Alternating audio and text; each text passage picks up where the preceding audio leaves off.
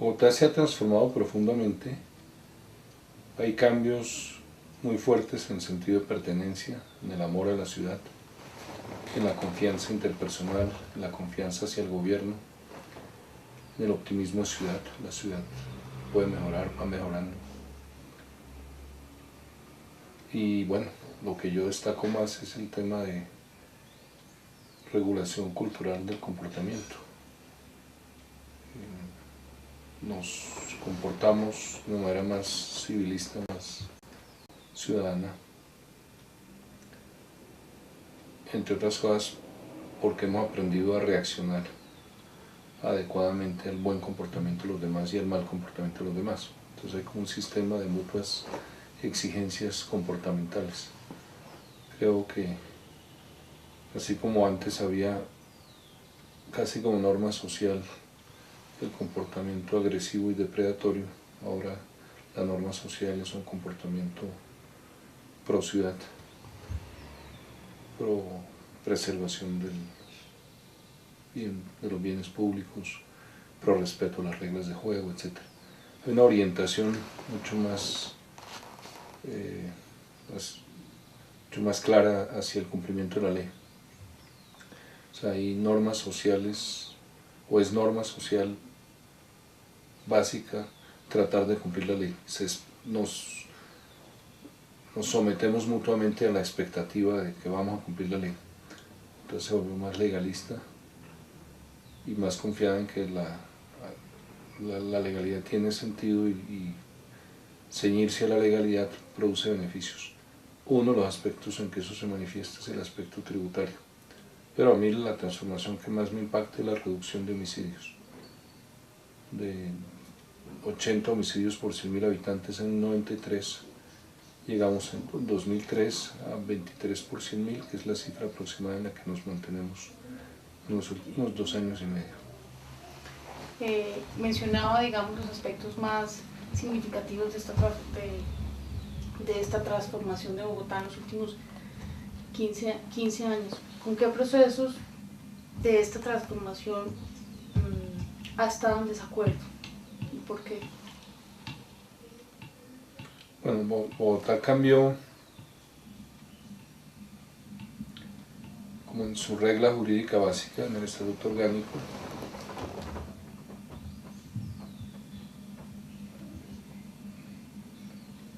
Logró organizar una administración más efectiva, y en lo que no he estado de acuerdo es en la oscilación en torno al clientelismo. O sea, ha habido concesiones, aunque no hemos regresado a donde estábamos hace 15 años, pero ha habido concesiones en gobiernos distintos a los míos en dirección a prácticas clientelistas, nombramiento de alcaldes locales por recomendación de concejales, hojas de vida pasadas por concejales a la administración, algún tipo de contratos en algunos casos, o por lo menos de nombramientos reconocidos en cargos de segundo o tercer nivel. Pero la queja ahí es más bien no con qué aspecto de la transformación no estoy de acuerdo, sino con que en ese aspecto no hemos logrado consolidar un patrón de conducta permanente, estable.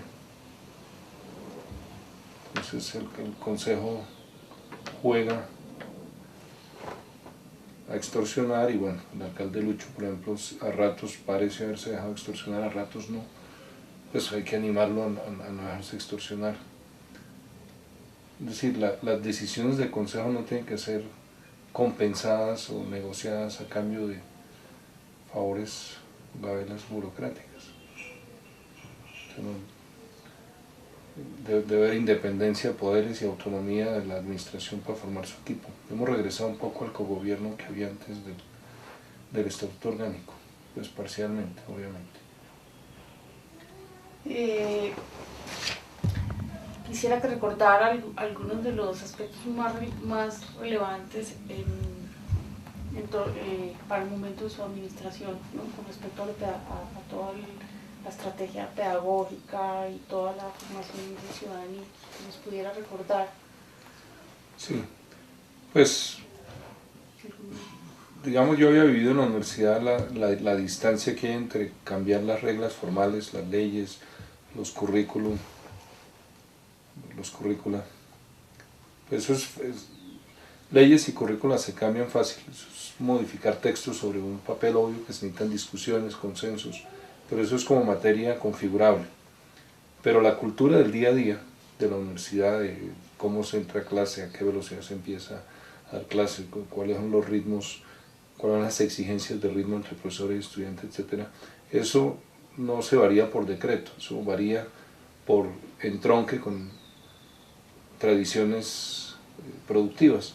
Si un profesor llega recién doctorado con mucho entusiasmo, etc., pues comunica a los estudiantes un alto ritmo de trabajo. Los niveles de exigencia interiorizados por los estudiantes cambian fuertemente. Entonces, cuando vi la posibilidad de ser candidato a alcalde, así como había construido en la universidad la idea de cultura académica, pues aquí trabajé la idea de cultura ciudadana. Ahí el principio básico era la mutua regulación entre ciudadanos, o regulación cultural, la autorregulación de cada ciudadano, o regulación moral, y la regulación institucionalizada del ciudadano, que es regulación legal, donde hay autoridades encargadas de hacer cumplir la ley, hay sanciones, hay multa o cárcel, y hay la posibilidad también, que eso fue un aspecto muy desarrollado en la segunda administración, de lograr que la gente cumpla la ley porque adhiere moralmente a ella. Pero en mi primera administración, básicamente, mi tesis básica era lo que manda en la ciudad de la cultura, no es la ley ni la moral de las personas. Son hábitos, son creencias colectivas, son fenómenos de conducta imitativa, pues, como la que estudia la ciencia social. Y bueno, entonces nos pusimos el propósito de construir una autoridad pedagógica que fue encarnada casi como estereotipo en el MIMO, como agente de tránsito alternativo, que no podía poner multas ni cárcel, pero solo explicar, pero además explicar sin palabras, o sea, de una manera doblemente no violenta, por decirlo de alguna manera. Y también la tarjeta ciudadana, que mostraba que todos éramos corresponsables del orden de la ciudad en materia de tránsito, que es uno de los órdenes visibles de la ciudad, pero hay otros temas, el tema de las basuras, es también otro tema de mutua regulación, con un potencial muy grande de mutua regulación, la invasión o no del espacio público.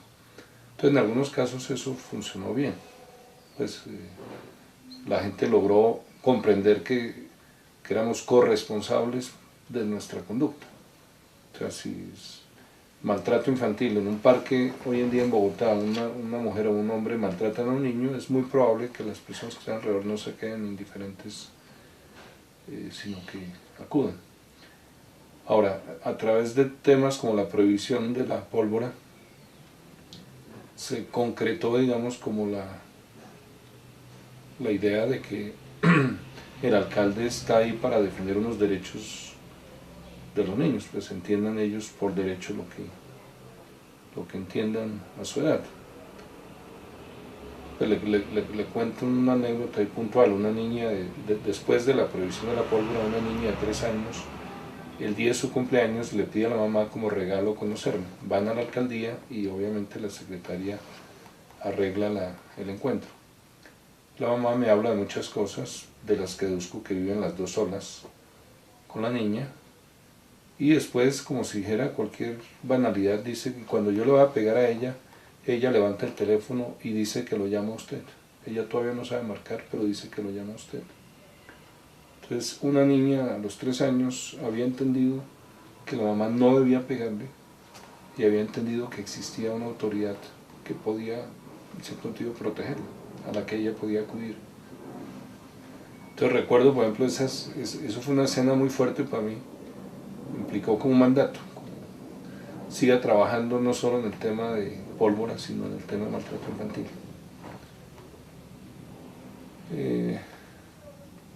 Entonces la ciudad cambió en eso, en que la gente puede pensar que hay un representante del interés general y de los derechos, un defensor de los derechos en la ciudad. pues también en la lucha anticlientelismo, es decir, si una mamá quiere que su hijo esté matriculado en un colegio, es una infamia total que necesite una recomendación de un político. Entonces mi guerra era total, inscripción en computadores en los colegios, no necesidad de favor de un rector, no, o sea, asignación con criterios objetivos de los cupos, pues, o si no puede lotería, sorteo, pero no traficar con la necesidad de la gente. Y en esta perspectiva de los aspectos que destaca, ¿cómo se imagina Bogotá en 15 años? Pues me imagino a Bogotá como supremamente acogedora por la combinación entre confianza muy grande, seguridad, un respeto por los bienes públicos, una especie de sacralización del espacio público que la propuse desde el 94 y con pues un muy buen sistema de transporte masivo y también con un uso muy intenso de la bicicleta y de otros métodos de transporte alternativo. Una Bogotá que estará siendo considerada como un ejemplo en términos de salud pública por el tema de obesidad, que se habrá vuelto en esos 15 años ya un tema mundial loquísimo, pues, porque nuestro consumo de calorías ha caído vertiginosamente. O sea, en un siglo hemos pasado de 3.000 a 2.000 y hace 1.000 o 2.000 años eran como 5.000 kilocalorías, 6.000 las que consumía por día.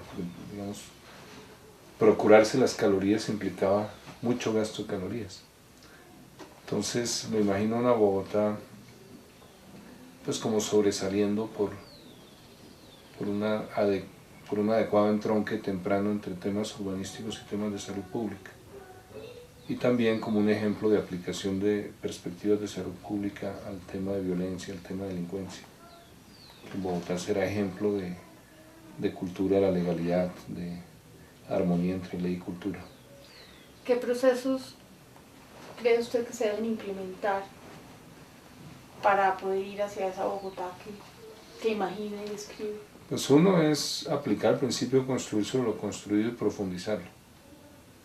Digamos, siempre hay el peligro como de trivializar la novedad y de devolverse y ubicarse antes incluso de la novedad. Entonces uno tiene un problema de seguridad y uno dice vamos a comprar 100 patrullas, pues eso nos coloca en 1980, 1970. O sea, hay que mantener viva como la llama de la innovación. Hay que seguir en la ruta de fuerte intervención de las instituciones, que es posibilitada por la cultura tributaria de los bogotanos y por las innovaciones tributarias. O sea, pasamos de 200 millones de dólares a prácticamente 1.000 millones de dólares en 16 años de recaudo de tributos locales, multiplicar por 5. Pues por población no alcanza, no se hubiera ni siquiera duplicado, o se hubiera duplicado, pero para multiplicar por 5 es... Entonces Bogotá tiene más capacidad de autoconfigurarse.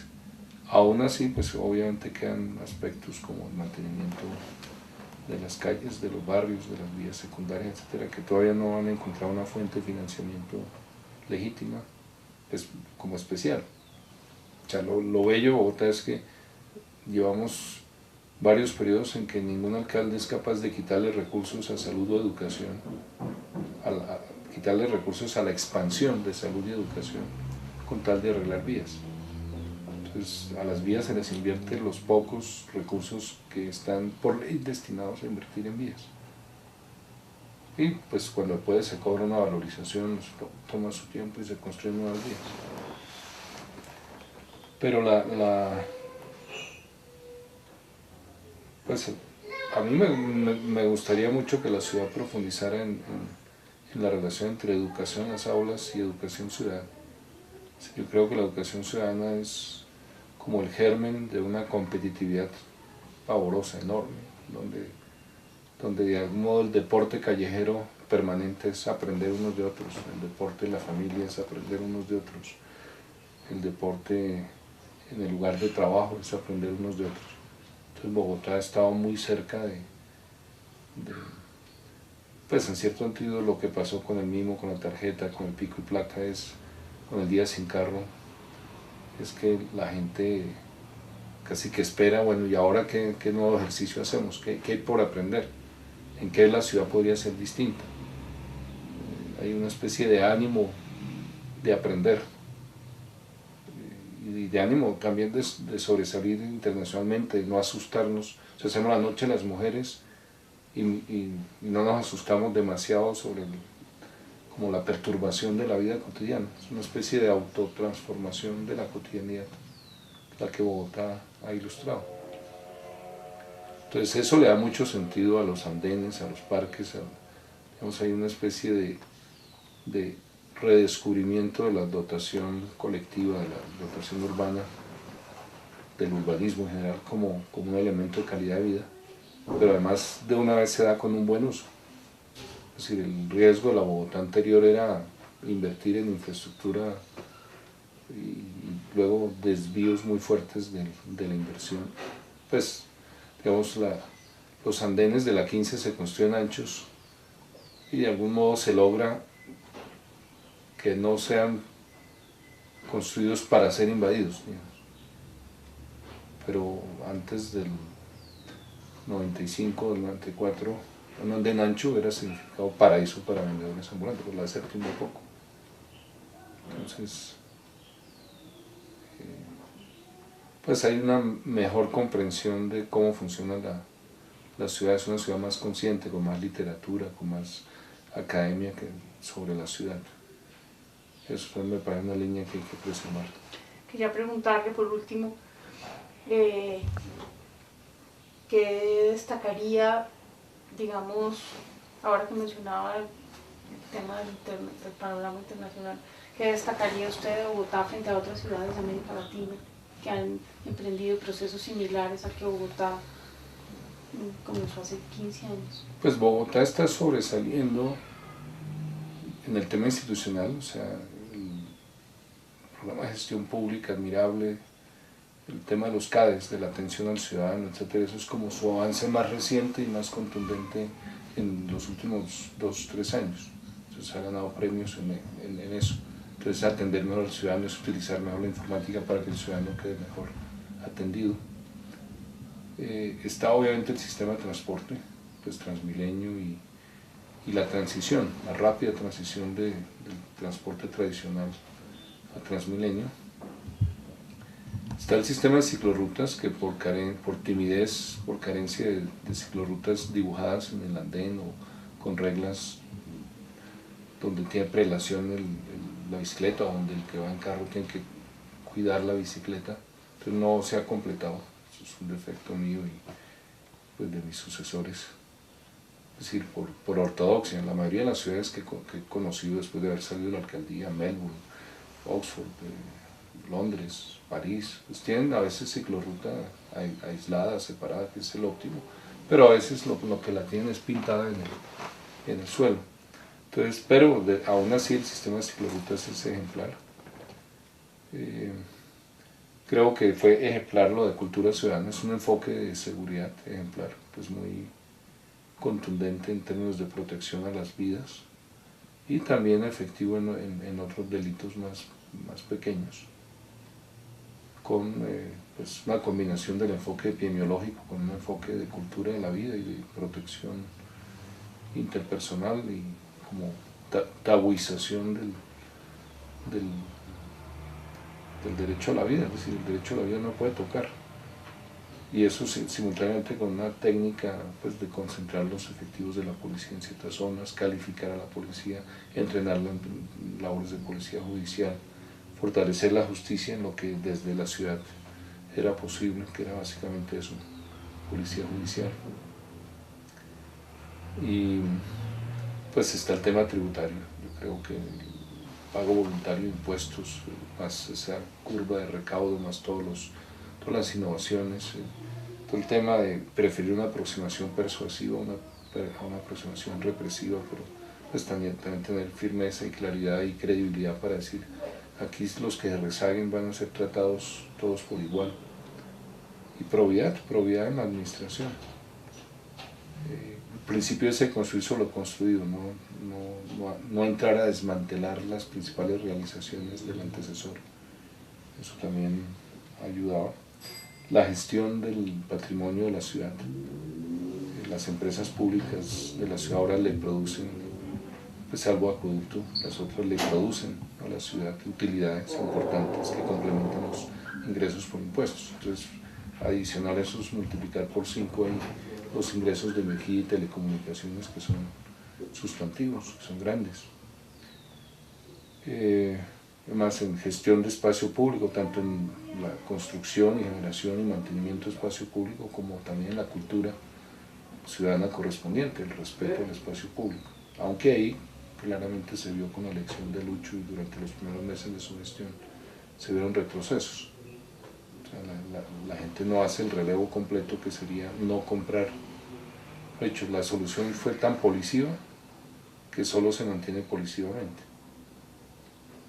Y no logramos educar con suficiente profundidad al consumidor, decirle usted no compre a vendedores en la calle. Es como el derecho. ¿Qué más? Pues bueno, en gestión hospitalaria, la ley 100 en Colombia estaría completamente desacreditada si no fuera porque Bogotá demostró que puede funcionar.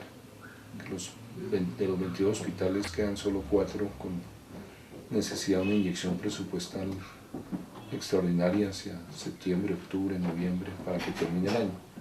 Los demás programan sus actividades, prestan, o sea, peso que reciben el presupuesto es peso que prestan en servicios médicos, digamos, facturan por actividad realizada y le facturan a las aseguradoras de régimen subsidiado, a las de régimen contributivo y se sostienen como está pensado en el modelo teórico.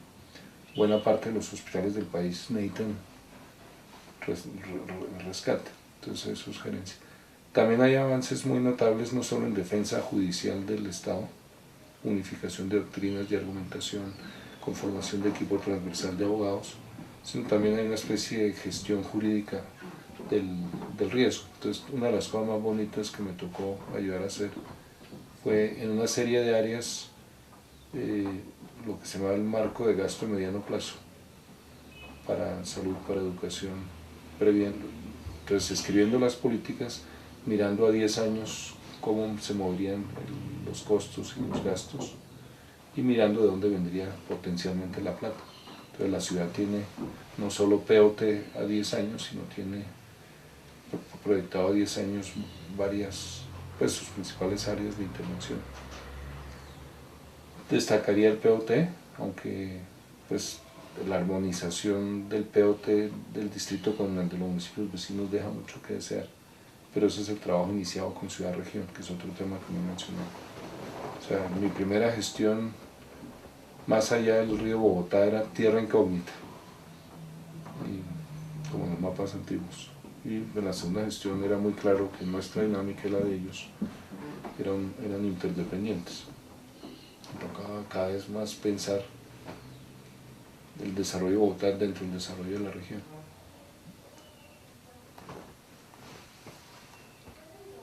En lo ambiental destacaría la ventanilla Acercar y los concursos entre empresas que van mucho más allá de satisfacer los mínimos ambientales y los procesos colectivos de unirse industrias para generar una sola planta de tratamiento. La reubicación, por ejemplo, la pequeña industria impresora, no sé cómo se llaman las tipografías, sino pequeñas imprentas. Eso se ubicó en un pequeño centro industrial con toda su planta de tratamientos, etc. Y bueno, protección a la vida también de la gente en tránsito. Vamos de 1.200 muertes anuales a 600 a lo largo de estos 15 años. Y bueno, protección de la vida frente a inundaciones y a derrumbes por reubicación de familias. Casos Soratama y bueno, muchos otros casos. Miles de familias reubicadas para proteger su vida. Y pues tal vez ejemplo en América Latina a través del enfoque cultura ciudadana de alcaldes que asumen el tema de seguridad ciudadana como un tema propio. Si le deja a la presidencia, al gobierno nacional el tema de seguridad de Estado, pues es suyo. El tema, por ejemplo, política antinarcóticos del gobierno nacional, pero todo lo demás. Y aún en esos temas a veces hay cooperación, primera atención de ataques terroristas o cosas así a cargo de la ciudad. Entonces, eso no es frecuente en América Latina. O lo hacen los alcaldes con su propia policía. Aquí había un esquema administrativo más complejo, donde el comandante de la policía metropolitana, siendo subalterno del director de la Policía Nacional, es al mismo tiempo subalterno del alcalde. Tienen que obedecer sus órdenes sobre temas de seguridad. Entonces ahí pues se hizo una buena tarea. Georgetown sacó un libro ahí sobre el modelo como integral, pues acentuando la integralidad y la continuidad en el tema de seguridad. ¿Listo? Muchas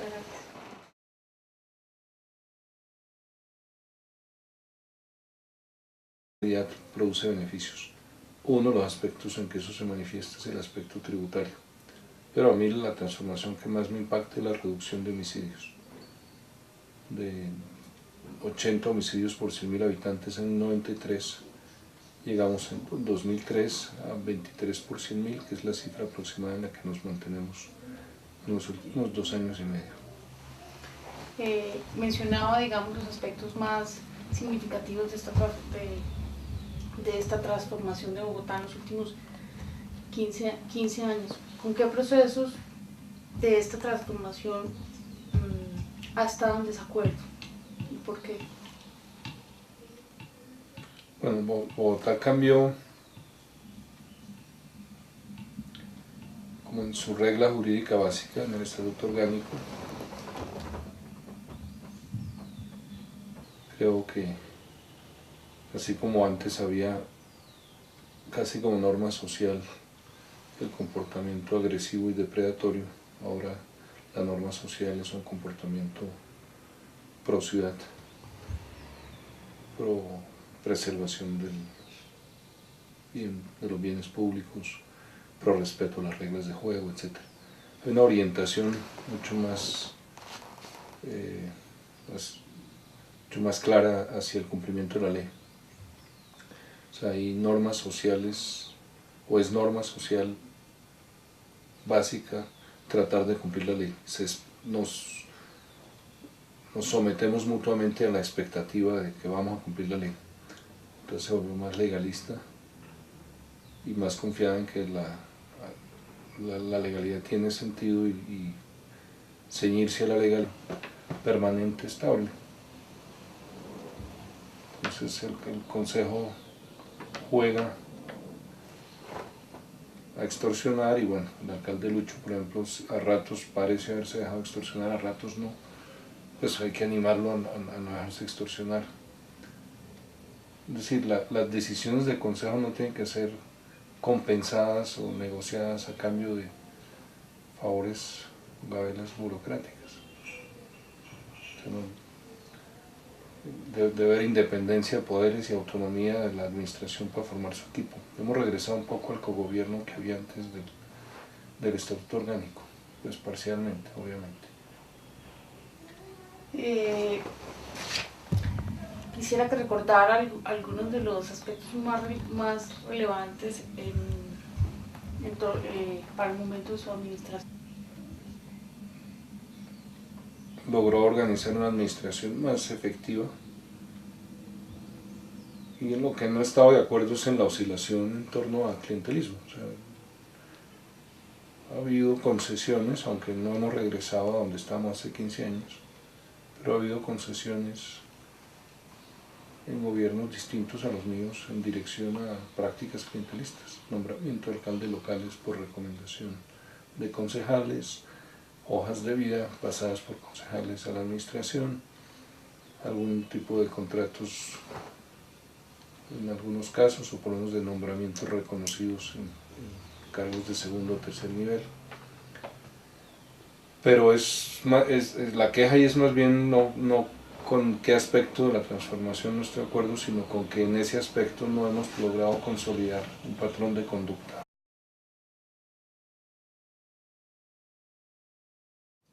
Bogotá se ha transformado profundamente, hay cambios muy fuertes en el sentido de pertenencia, en el amor a la ciudad, en la confianza interpersonal, en la confianza hacia el gobierno, en el optimismo de ciudad. La ciudad puede mejorar, va mejorando. Y bueno, lo que yo destaco más es el tema de regulación cultural del comportamiento. Nos comportamos de una manera más civilista, más ciudadana,